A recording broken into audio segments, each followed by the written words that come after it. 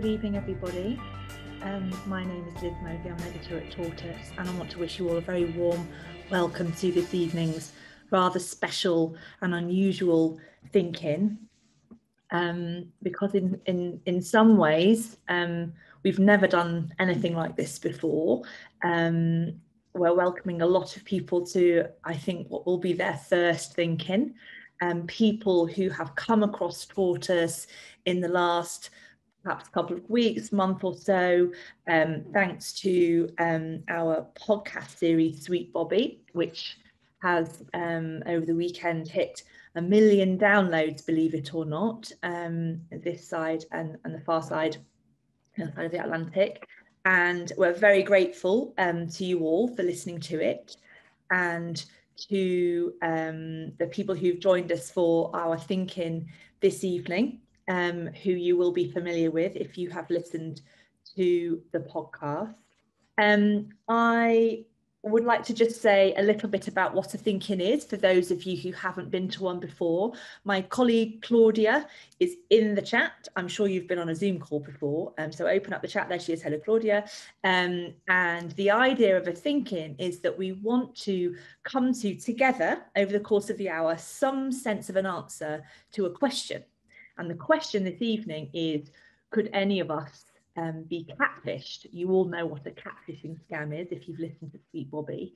And I'm interested to hear from the people who are here through the chat, to ask questions, to share experiences, to, I suppose, speculate about what might happen next as a consequence of the story and some of the issues that it has raised. But we are obviously also taking questions. One of the things that's most extraordinary things about the series is that you're sort of listening to it on your headphones, walking around, in my case, London, shouting, what?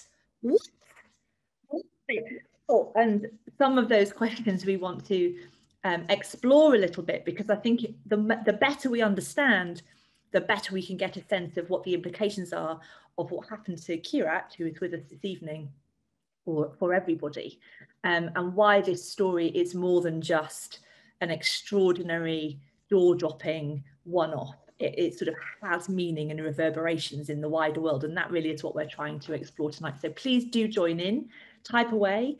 Claudia will capture your questions, she might answer some of them, and I will bring you in on screen to chat directly to Kirat and to Amrit, who is here as well, so trusted friend and advisor and legal representative. But I'm going to start this evening with my colleague Alexi Mostrous, whose voice you will be familiar with, although he's poorly this evening, so he's going to do his best to stick around as long as he can. I'm sorry you're feeling so groggy, Alexi. First of all, congratulations on Sweet Bobby. It's taken us all by surprise. I know it was a team effort. One of the things we try and do at Tortoise, as you know, when we choose the stories that we want to cover, is to be really clear about why. We sort of even have a little facility in the Tortoise app, which is a why this story box, where the editor will say, oh, I picked this because these reasons. So my question to you is, why this story?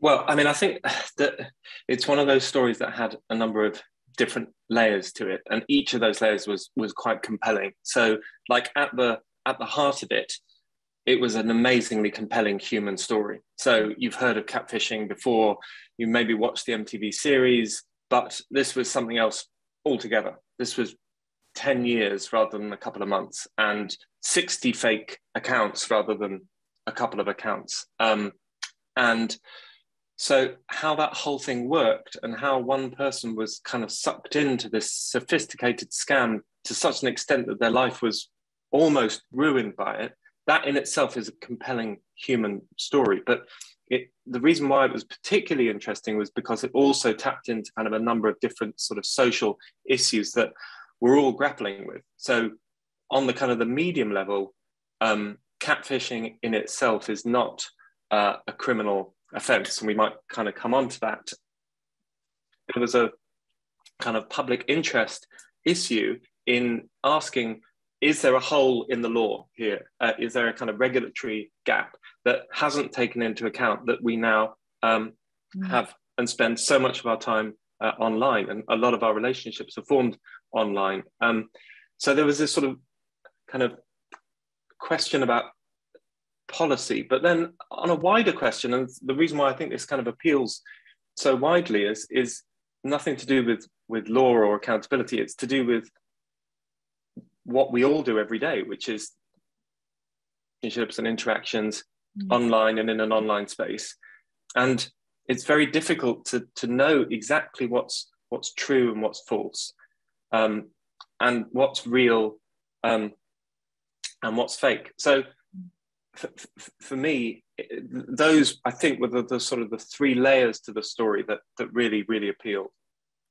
Alexi, you're an experienced investigative journalist, and you've dug around all sorts of sort of weird corners of the world and unusual things that happen to various people in the world of business, and more recently, if you're talking in the world of porn. Nice research for you there. I wonder, with a story like this that is at the same time jaw-dropping and kind of breathtaking, but sensitive, and that there's a sort of a real emotional responsibility aspect to it, and that isn't straightforward at all in terms of, you know, I know why and how, but also the sort of moral scope of it is unclear at the outset. What is the sort of due diligence process that you do as a journalist when you're kind of checking out that we're not going to put something out that just hits the wrong tone? Yeah, I mean, it's a question that we were kind of grappling with from the start of the investigation. And one of the things that really helped us was that right at the start, it was clear that this wasn't a he said, she said story. It wasn't Kirat saying something and then the catfisher saying something else. It was apparent right from the start that there'd been a legal settlement. And as part of that legal settlement, the catfisher had issued a written apology to Kirat. So in a sense, starting out, the kind of the foundations were there in place to tell the story from Kirat's perspective without feeling like we were being one-sided. However, you know, you do have a big responsibility to everyone involved, not least to Kirat. There were a couple of people, I think, on Twitter who asked whether it was right that we should be encouraging her to relive quite traumatic episodes in her life. And we asked her that, and we thought this might be an issue as well. But she definitely, I mean, Kirat can say it rather than me, but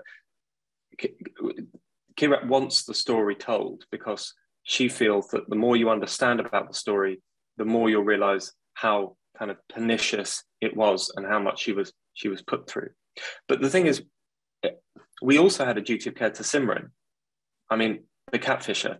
I know that this is an event with spoilers, but the catfisher was Kirat's second cousin, and she started when she was 17. And nothing that we've seen from Kirat has made us disbelieve anything that she's said at all. But we also had to take into account that we didn't know anything about Simran's mental state, about why she got started. She was really young when she started. You know, what was her background? This wasn't a case where we were going after some kind of, you know, very, very powerful CEO of a multinational company. So yeah, there were issues around vulnerability kind of right from the start that we had to think about. I'm just extraordinary. I'm saddened by the number of people who said that they weren't aware of catfishing as a thing even before this. I mean, I'm aware of catfishing because of the program Catfish, in which it's a sort of slightly jokey sort of vibe, although the people involved in the sort of worst of those scams are sort of heartbroken inevitably. So I'm surprised that it's sort of even the concept, let alone the extremity of it, is a surprise to some people. I'm going to ask one more question to Alexi. I know we're going to come to Kirat because that's who everybody really wants to hear from, but I'm just worried about Alexi maybe just needing to go and lie down under a duvet. Keeling over. Yeah. So one detail that I was interested in from a journalistic perspective was in relation to Real Bobby. Did you have to get Real Bobby's permission to tell the story as well? Because obviously he's a sort of a character in it, well, a big character in it, really.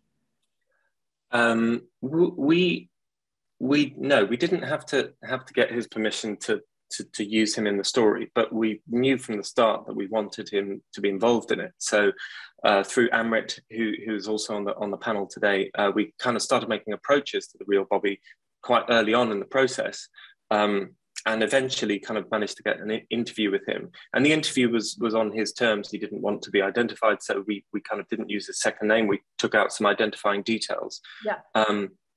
And I feel like he felt like part of the process eventually. Mm. Thanks ever so much, Alexi, and stick around if you can, but please do, if you can't, Sure. please do go. I'm going to come to Kirat now. First of all, thank you so much for being here. It's lovely to see you. There's, if I asked you no other question other than this one, how are you is probably the question to ask. Are you okay? How are you feeling? Thank you. I am okay. It's been really, it's been good because I feel like with Tortoise and Amrit, and also there's Pedro as well, and a few other people that I've had support dealing with the response. I didn't know what the response to this was going to be at all. I didn't imagine this at all. So yeah, no, I'm okay. Thank you for asking. I mean, that's something that I've thought about such a lot, and particularly knowing that I was going to get to talk to you in person in this environment, which is there's a sort of 1 million people have downloaded this thing now. It's very public. You've been on the radio talking about it. It's a much bigger and more public thing than perhaps you realise when some little startup nobody's ever heard of called Tortoise comes and talks to you about it. What's the impact of that sort of visibility of what's happened to you affected you at all? How are you coping with it? I'm quite a grounded person. I don't get excited very easily. So I just do what I need to do and switch off in between, and don't overthink it in between. I've been a little nervous today before an interview I did earlier today and before coming on here, but just a little bit. It's good to have those kinds of nerves. I get nervous every time I go on radio, but it's that kind of thing, but not like a deep-rooted, oh my God, I said this and should I have said that? I don't think back to what I've said and done. I trust myself in the moment. I mean, maybe because you're a radio presenter, you sort of got over that sort of gift at the gab, what comes out of your mouth coming out of your mouth. Once it's gone. So, Don't know, maybe. Maybe. Kirat, to what Alexi said about our sort of emotional responsibility to you in the telling of the story, but also in asking you to go through it. And now with all these people in the chat, sort of, I want to ask this. I wonder where you think you are on the journey to closure, if that's the right word. Does talking about it feel like reopening wounds, or is it still a redemptive process, or how does the sort of talking about it feel? Okay. I think that I don't think you get closure from anything like this. I don't think closure exists if you really, I don't think closure exists in any case. It's your choice on whether you want to move forward from something or not. But for me, getting this out there has been a case of letting people know that I wasn't a nobody. I'm not a nobody. My reputation was destroyed. Every part of my life was destroyed, and people were left asking questions, which is exactly what I feel that the perpetrator wanted. She knew the position she'd left me in, and she knew the position that she was in. And I'd be the one that was frowned on because I was left in a position of nothing. Whereas I am pretty sure that I'm good at what I do. I'm quite generally happy-go-lucky. I don't take things to heart. I mind my own. I'm quite private as a person. So it was quite hard for me to deal with when it was happening to me, because I couldn't understand why things were going wrong. But now I need people to understand that I'm not the loser that she's tried to paint me out to be.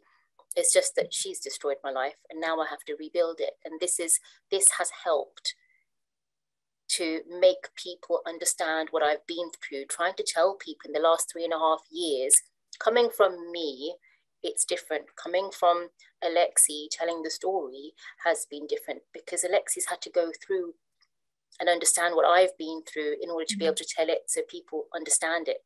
Coming from the victim themselves, and it shouldn't be the case, but coming from me myself, people just look at me like I must be mad or I must be crazy, which is sad. There are people asking about, but one of the things that I really noticed is people wanting to say, Kirat, you're so strong, you've conducted yourself with such dignity and grace, and I'm so pleased for you that people have really noticed that you have a very sort of even tone, the way you speak, it's sort of it's always super articulate, but like you say, you don't sort of go up and down. It's sort of very, and I think that really helps to follow the story, but I think it also really helps to sort of connect with you as a person and get a sense of your vibe. I guess one of the hardest parts of the podcast to listen to was in episode 6 with your family, and this must be tough to talk about, but I can't not ask you, with your dad, that, you know, that's tough, that exchange. And I wonder partly how is it now with your immediate family, and also and maybe we'll come to bring Amrit in too. There are some learnings about your community that are very much part of understanding this whole thing, and I'd love to sort of have a think about that with you now. Okay, so in terms of my nearest and dearest, my immediate family, and there are some very close friends as well, it's impacted everybody.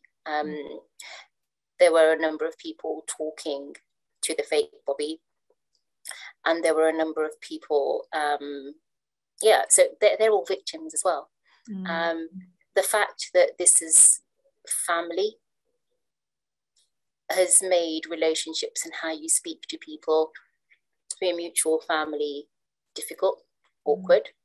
The fact that I also have some kind of a public profile, or have had some kind of a public profile, that makes things difficult, because a lot of people know me, and I'm one of those people that goes and talks to absolutely everybody around me.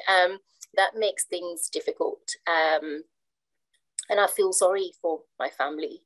And I know, because they're first generation here, because of the very tight-knit nature of the East African South Asian community, it's all very, very close and very close to home. And you know, it is really, really sad. And it was that community pressure was the reasons I made some of the decisions I made when I was in the worst of it. What do you mean by that? So some of the reasons I might have made my decisions, that, you know, the Bobby I was speaking to was pretty much somebody from a family that we all knew, a respected family in the community. A lot of people knew his family. There were relatives, mutual relatives as well. That would have caused a lot of problems if, you know, things had come out in a bad way. It's about rocking the boat. So if I'd spoken out sooner than I needed to about Bobby behaving badly with me, then it might have upset a few people. So I had to keep quiet, but he insisted that this was happening. He was coming, he was talking to my family and friends, and they would be saying to me, just sit tight, stop losing your patience, stop this, it'll be okay, it will be okay. And to them, he was the perfect guy. And I don't like to say this, but stereotypically, he was the perfect man in their eyes. He wasn't the kind of person I would generally go for. He was too perfect for me. I'm a bit of a hippie. But he was a doctor, medic from a good family, from the same kind of background, all of that kind of thing, So what wouldn't they have liked about him? It was they were like, hold on. So there was that pressure for me to hold on to a good person, what they thought was a good person, whereas I was like battling within myself, knowing that I was in a very wrong situation. Thanks, Kirat. There's so many questions. I know that we won't be able to get through all of them, but I know that Claudia is doing her best. Claudia, who's in the chat, was one of the reporters on the investigations team, so she's going to do her best to try and field as many as she can. I'm really interested to bring in Anushka Sharma, if we can, who's asked a good question about sort of implications. But I just want to stick with this community point. Let's bring in Amrit, who I know is upstairs in the curry place. Hi Amrit, nice to see you. Thank you. Yeah, it's the Punjab, yes. The Punjab. It makes me all want a curry. When you first made your appearance in the podcast, I was like, oh, I'm going to go for a curry. I love it. Amrit, you have been a sort of friend, advisor, kind of legal representative for Kirat for some time, kind of. That is a fair assessment of your... Where are we at now as things stand legally? Sure. So the IOPC, which is the Independent Office for the Police Conduct, they've just come back with a kind of a clear recommendation of a reinvestigation of the initial complaint. And we want to work within the system, not at the system. And that's really good news. So we're going to be sitting down, myself and Kirat, and with the evidence from Alex's investigation, we'll pass that to the IOPC. So, the key thing is this is not about revenge. It's about karma. Simran Bogle's actions have constituted criminal, actions. And, and for me, let karma do the rest. And when I first met Kirat way back in October, a couple of years ago, I was just angry at the injustice. And I think many of your viewers who are listening today would feel the same. How on earth, how can you treat a fellow human being like this? It's just appalling. It's just disgusting. And, this is what I do. I am, I guess, a good Samaritan. I've never met Harkirat before on that day, but I was intrigued. And as I more got involved and helped, it was just crazy, the whole deception. It took time to understand all the subplots, the narratives, the fake Bobby, the real Bobby, Simran's motives, actions, and to see Simran Bogle do so well in her career, in her life, and whereas Kirat was just struggling. And as I said in the podcast, she was struggling, suffering in silence. And I'm so pleased that her voice, her truth has now come out. And it's so important that we tell this story to everyone, because it will help. I'm sure of that. And you know what? I knew this podcast would be a success. Call it what you want to call it. I knew it was going to be a riveting success. I've just come back from Canada, and people there on the plane and in Vancouver, I've been talking about this amazing production. And, hats off to everyone, to Alexi, to Basia and the rest of the team. They've done tremendous work. But yeah, episode 6 just finished, and we haven't finished. I mean, we still want to pursue this. But, karma's punched Simran Bogle in the face. That's it. And I feel strongly that she's just dug a deeper and deeper hole. And no one in her family has said to her, look, enough is enough. Stop digging. Throw in the towel. And my personal view is that she needs to go to the police station. She needs to confess, go with her lawyers, or she will get a knock on the door at 6 o'clock in the morning. Amrit, Alexi was talking at the beginning about whether there's a hole in the law, because this particular thing, this type of deception, doesn't match neatly at the moment.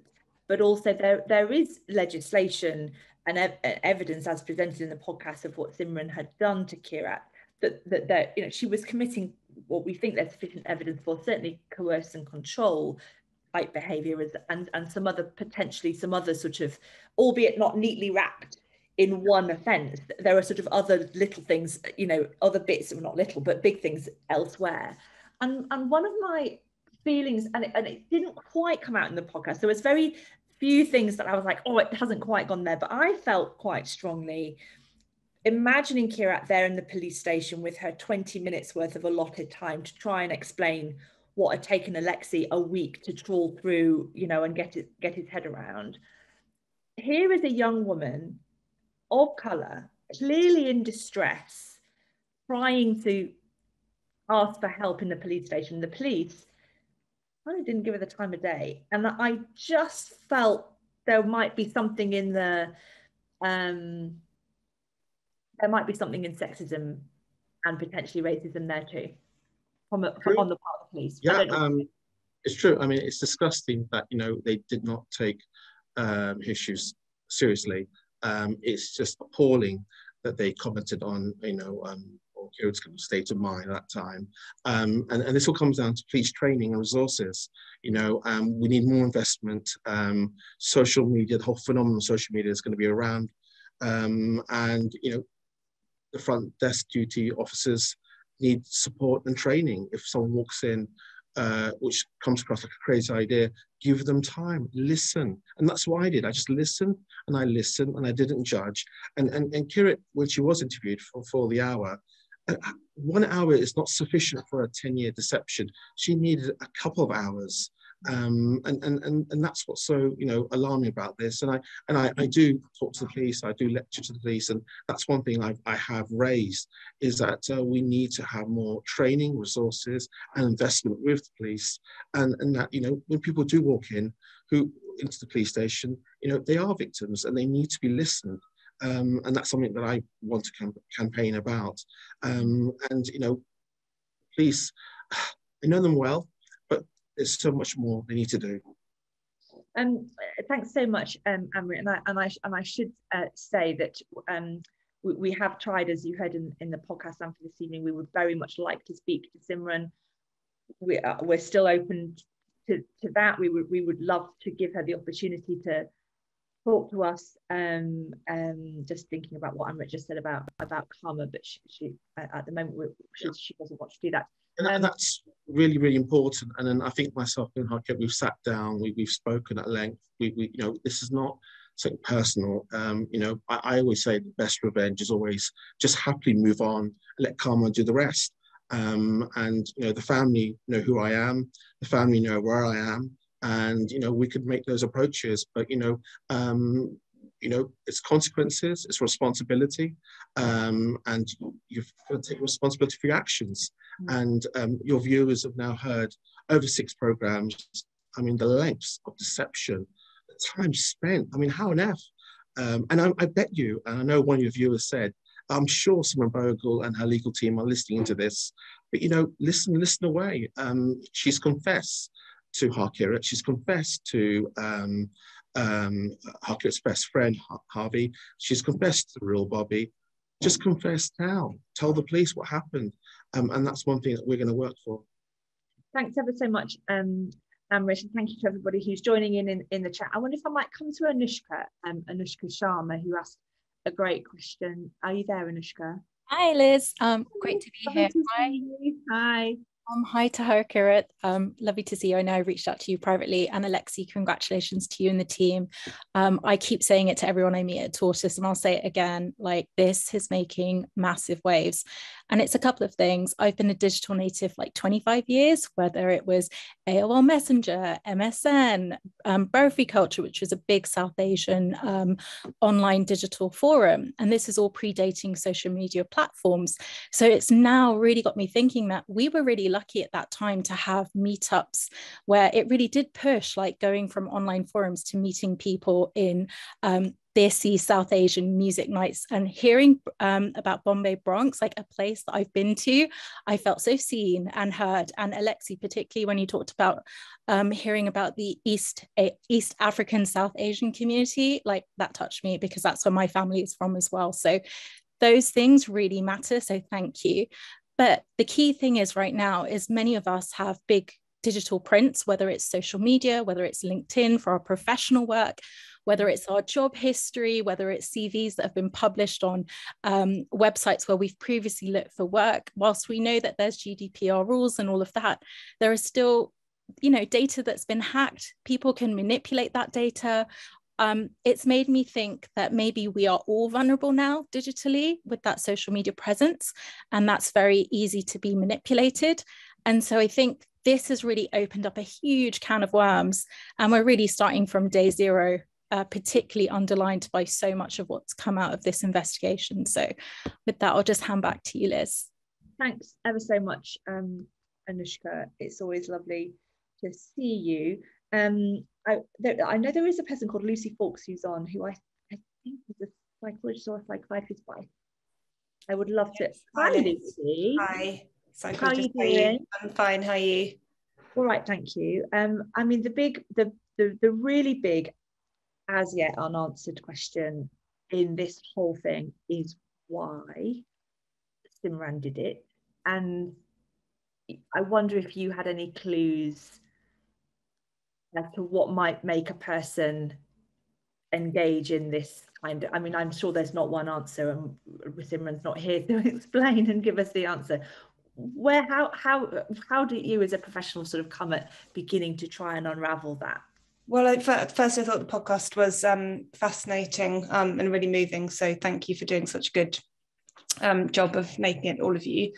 I think the expert that you spoke to provided a really nice insight by talking about what's called the dark triad, or actually the dark tetrad now, because there's 4 different personality traits that Simran certainly seemed to score very highly on all of them. So the first being psychopathy, so that's about kind of lack of empathy and guilt, tendency to kind of use people for your own gains quite willingly.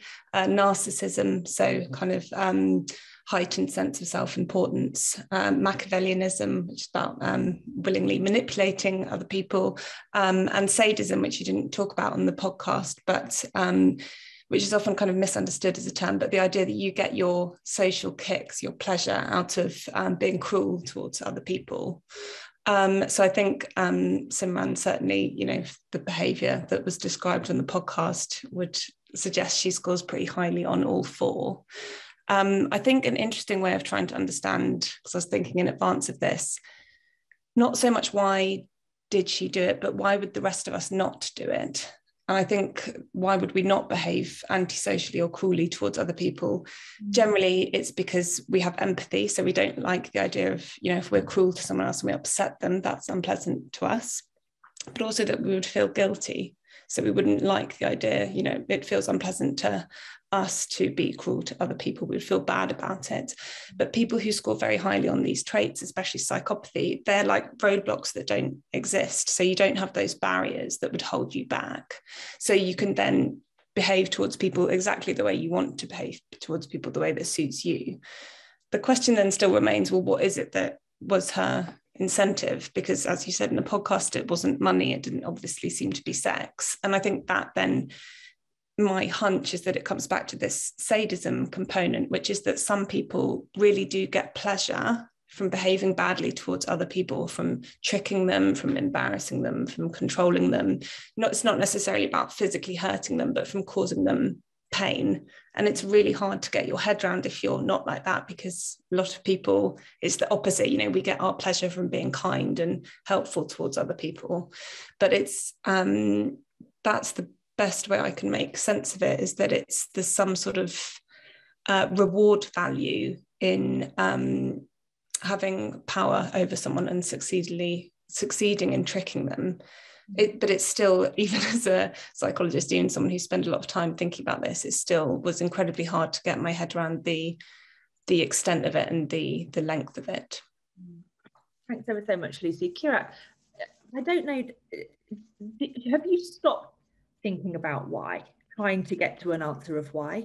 Because we can only speculate, and I just wonder, it might send you into a sort of spin, or is that still something that you think about? No, I've stopped thinking about why. I mean, things have come up during the investigation where you think, I'd made peace with that. And it's thrown things like, you think that might have been why, and you just make your peace with that and you move on. But things have come up during the course of the investigation which make you think even more, why? If it wasn't that, then why? You know, that's happened. But if I was to stop and keep contemplating on why, when I stop and think about the answer to that, how's it actually going to help me move on? What is it going to do to change my life? What will I be thinking about differently? You know,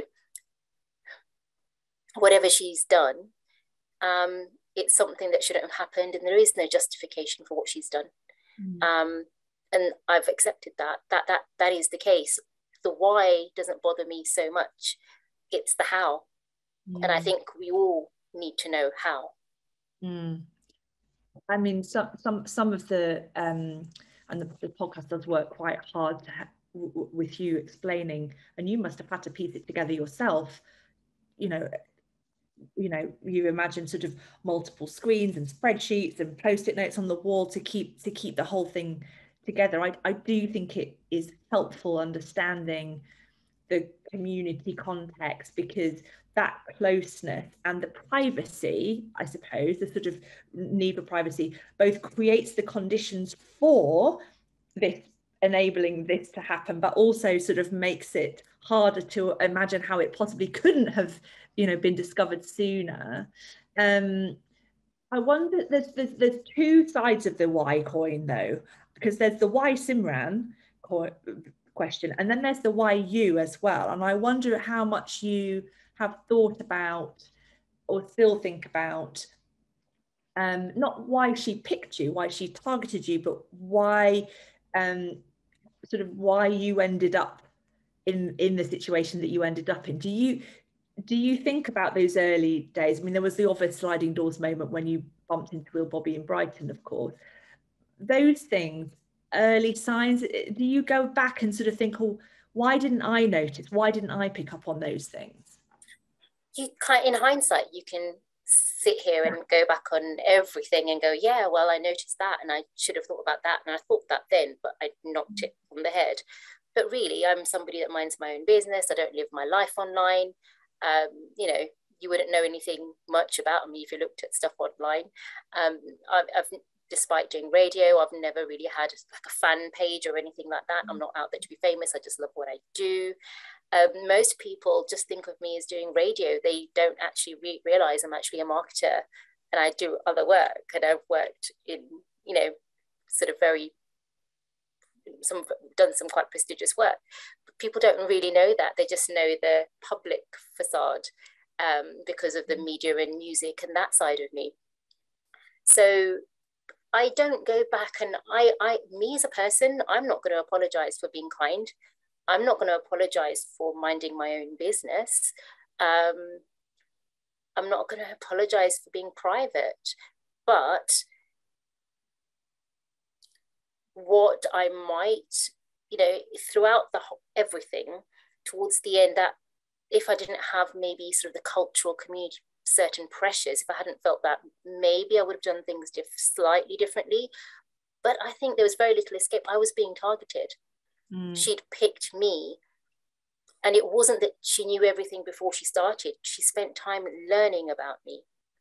She spent time learning about my personality to know what to do, and she used a number of characters to do that, because as my cousin, I've never spoken to her about my private life other than my relationship with Bobby, because she knew Bobby. But I've not had any in the evidence. I think Alexi might be able to answer that. There probably hasn't been any evidence of me talking to her about any past relationships or anything. It's mostly concern for her relationships and my relationship with Bobby, who is her friend. Thanks ever so much, Kirat. There's some. I'm going to come back to the criminal aspect of it, if that's okay, and perhaps speak to. I think it's Esther who's talking about domestic violence and things. I noticed Emma J as well has just made a sort of comment about how does the prospect of this being a crime, a specific crime of its own, catfishing, online deception, whatever that might be, fitting in the sort of online safety bill.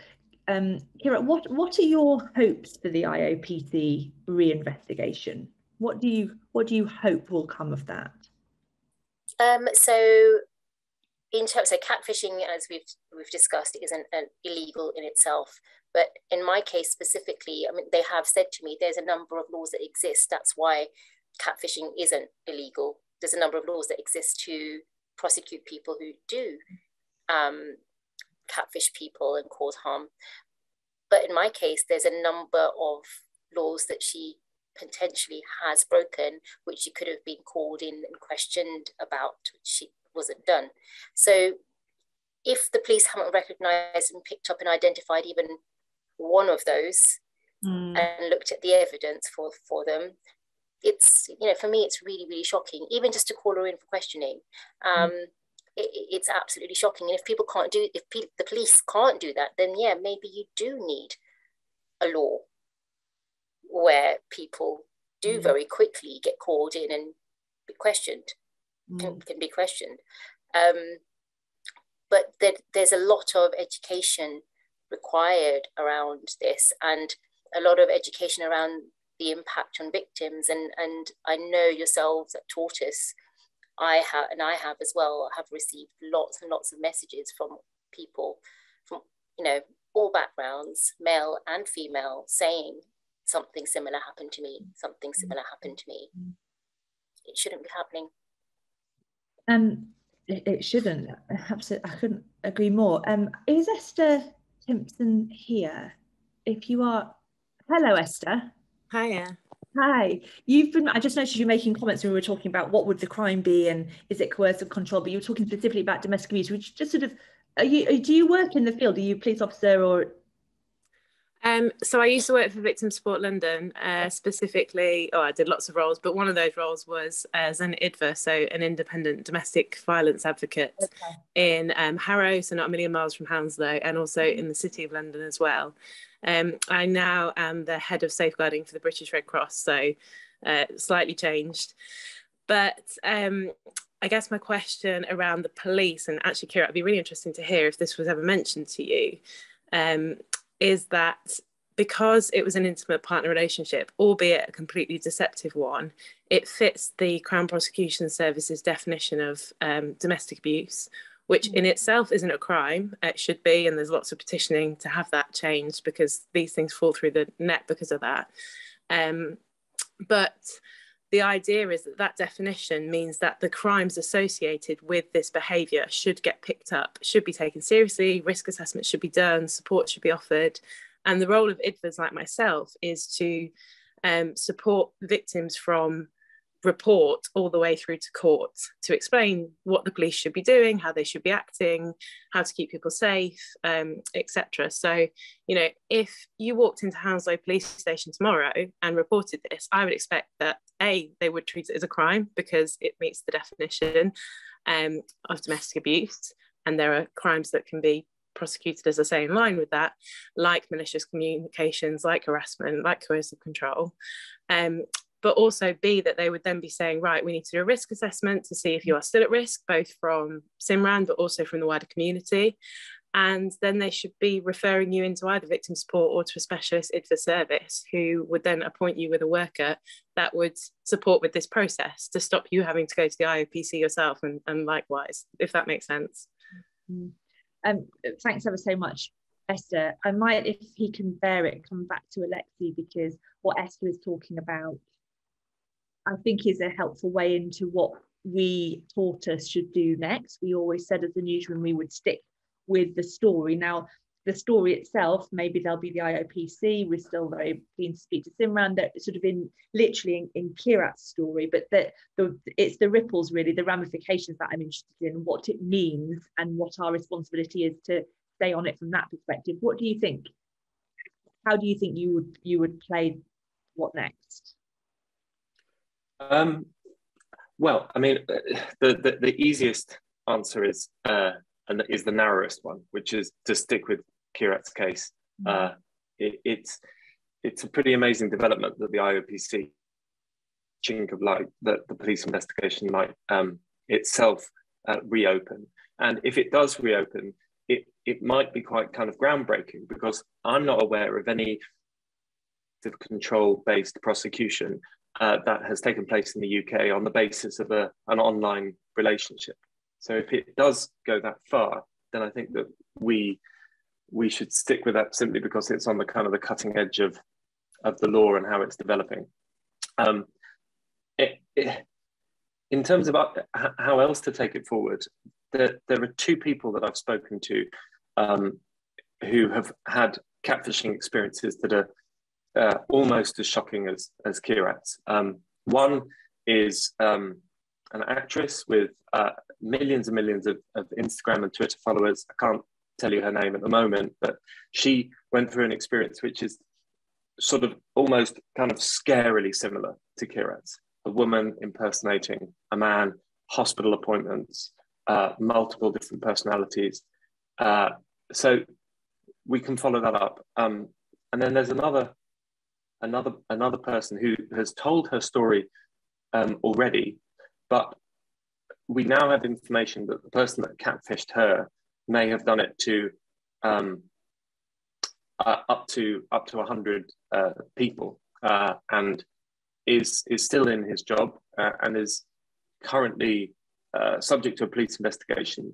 So I have a feeling that this person might have behaved in quite appalling ways. And if he is that prolific, then we might be sort of at the start of a pretty good story. So that's where I'm thinking about it. Thanks ever so much, Alexi. I'd like to speak to perhaps Madeline Jose. Yeah. There. Hiya, hi. Hi, nice to see you. Nice. There are a few people echoing the sort of thing that you're saying in the chat, which is really about the best case scenario outcome in terms of community norms and standards and things like that. Just tell us a bit what you mean and how it might play in a good way. Yes, I mean, I'm from a South Asian community. I don't have the same kind of South Asian from Africa kind of background, but the culture is very similar. And I think there's culturally, it's still quite traditional. So you don't really talk about your dating experiences as openly, especially in the early stages, unless you're sure it's something serious.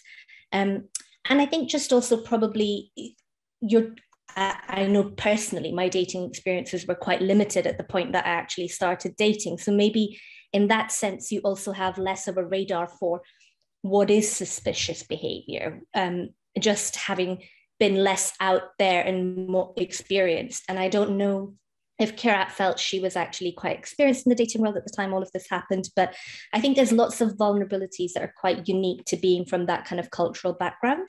Mm-hmm. Kirat, it's a good question. Did you think of yourself as somebody who was, I don't want to use the word streetwise, but you know what I mean, like sort of fairly, I don't know.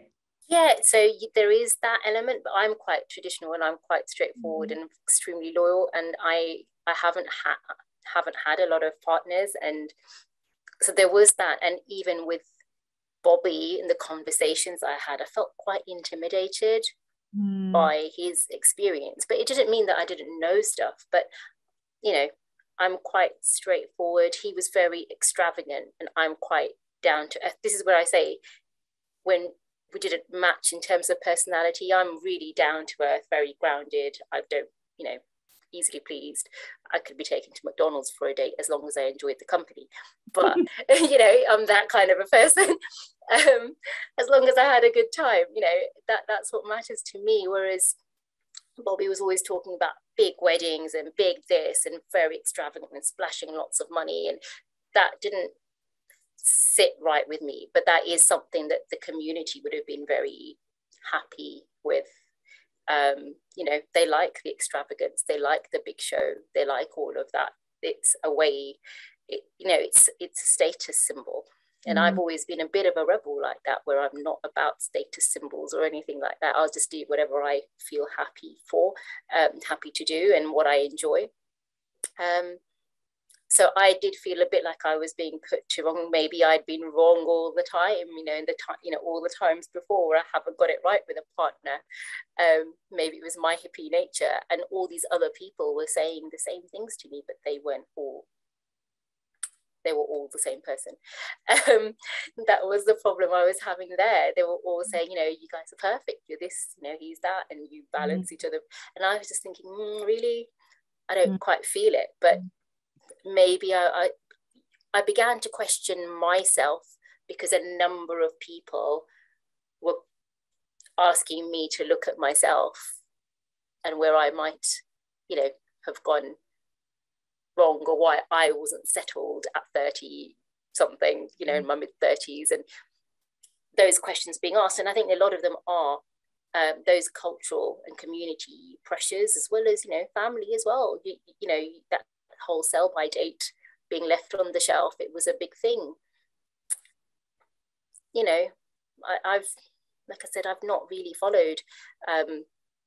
I am quite traditional. I am into my faith. I love my culture and community, but there are these very awkward and very difficult issues in our community.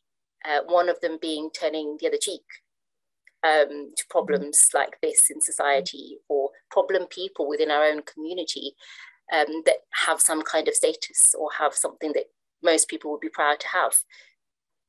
You kind of would just want to hush the situation rather than say this person's wrong. Those things spoil all the great things about my community and about my culture and about my faith for me. And it's quite upsetting, I think, for me. But no, I don't think I was that naive. I might have been naive dating in the person that I dated for a long time before I, you know, that I broke up with before Bobby. But then again, he had also been targeted with phone calls to discredit me. Not that I'd want to get back into that relationship either, but I did think Bobby was far more experienced than me, and in that way. But I do understand the point that was being made, and I do think there is some element of truth to that.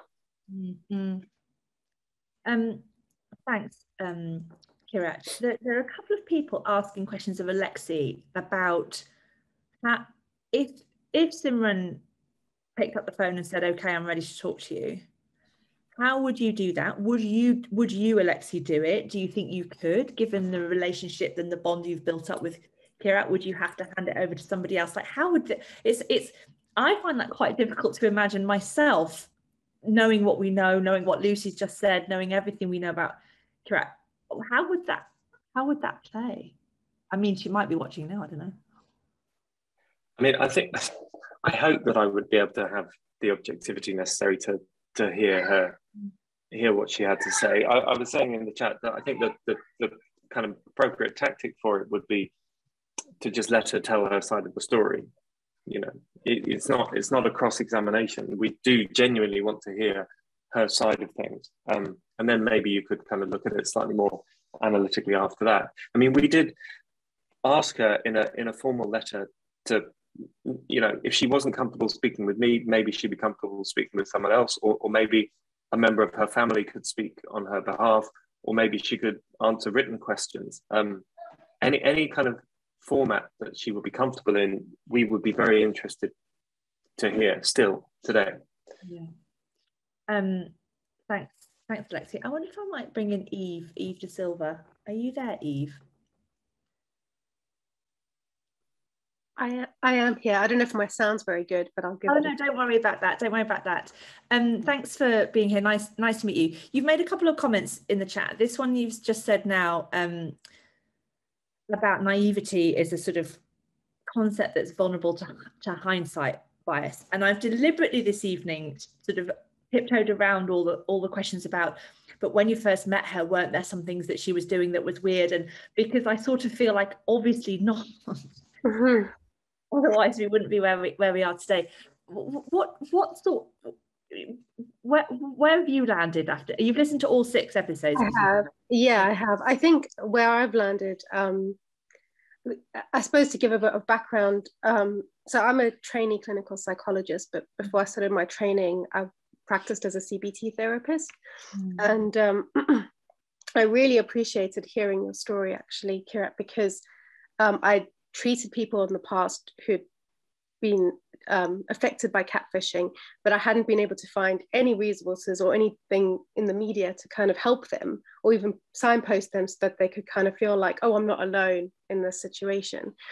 And I suppose the reason why I mentioned hindsight bias is that when we're thinking about, hindsight bias is that idea that we tend to judge ourselves much more harshly and have this bias against, well, if everything I know now, like let's take all the details that we know now and then somehow transpose that back into our past selves mind and go, well, that person should have been able to predict all of these different things. Or now the red flags seem so clear.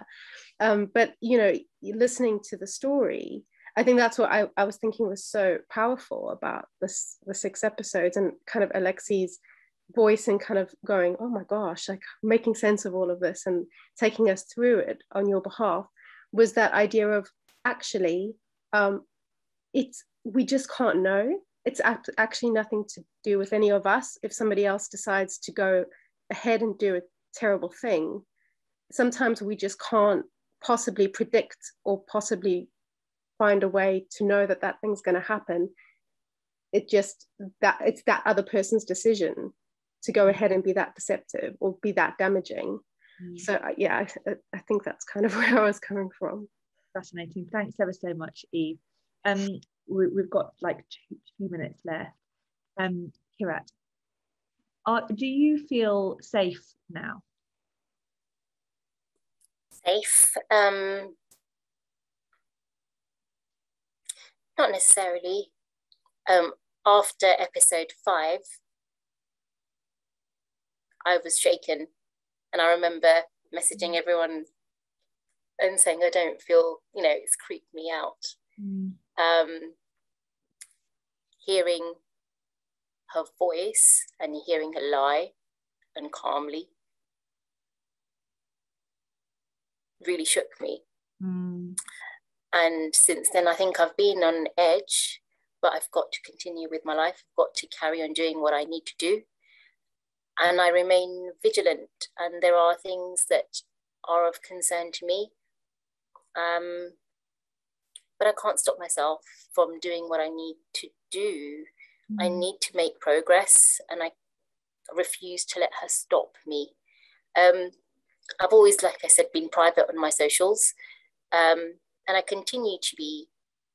I ended up trusting somebody who I should have been able to trust. There was nothing that would have ever made me predict that she would have done that to me. She's the last person ever that, I think Bobby says in episode 4, she's the last person you'd expect to do something like this. You just don't, I mean, I didn't believe it when she confessed. So it wasn't even about that. It was somebody who had a personal in to me that did it to me. I couldn't have stopped this if I tried. So I've just got to move on and carry on how I was going. I am now aware of who that person is, and I am vigilant, and I'm not necessarily not scared. I am scared. I am worried. But I have to carry on. I can't just live like a hermit, like I was. That was torture. For the person I am, that was torture. But yeah, I've got to rebuild my life and get back to where I want to be. And I've got lots of catching up to do. So I've got to be allowed to do that. Kirat, you've been incredibly brave. There's so much love for you in the chat here. And I know from the people who have listened to your story and the way that you have explained and helped everybody to understand. And I think it's been clear this evening that what seems at first glance, and maybe even up to the end of episode 3, like this absolute one-off, really extreme, could never happen kind of experience that unfortunately was your experience. There are flavors of this in many, many, many people's lives. And there have been some important contributions actually just latterly in the chat I want to draw people's attention to. If you're feeling pressure or shame from members of the community, there are organisations there that are there to help you, you know, to sort of to come through those experiences. So this isn't just you, and we're very hopeful, and good luck with the IOPC. As Alexi said, we at Tortoise will, for as long as you want us to, stick with it and share your story. Amrit's just saying, stay tuned, Sweet Bobby 2 will happen. One-man marketing machine that he is, we'll all go down the Punjab and have a curry on the launch day. I want to say thank you very much. Well done to Alexi for making it through. I know you feel grotty and your Danis will be wearing off now, so you might just need to hit the deck. And well done to Claudia and to Basha and the whole team for reporting an extraordinary story. We wish you, Kirat, all the very, very best, and we will return when we have something more to say. I should say actually that if you haven't yet heard episode 7, secret additional bonus episode, Alexi, just nod, is it available now in the Tortoise app, or is it coming now in the Tortoise app? Okay, so if you're a Tortoise member, you can hear bonus episode 7 where Kirat answers a few more of these questions, and in fact some of them that have been posted in the chat tonight we didn't have time for. Thank you very much to everybody for joining us. I hope you've enjoyed it. I've been Liz from Tortoise Media. If you're not already a member, shame on you, but you may join at tortoisemedia.com. We'd love to have you so that you can stick with this story and all the other things that we're doing. Have a lovely rest of the evening, everybody, and all my very best to Amrit and to Kirat. Have a good day. Thank you.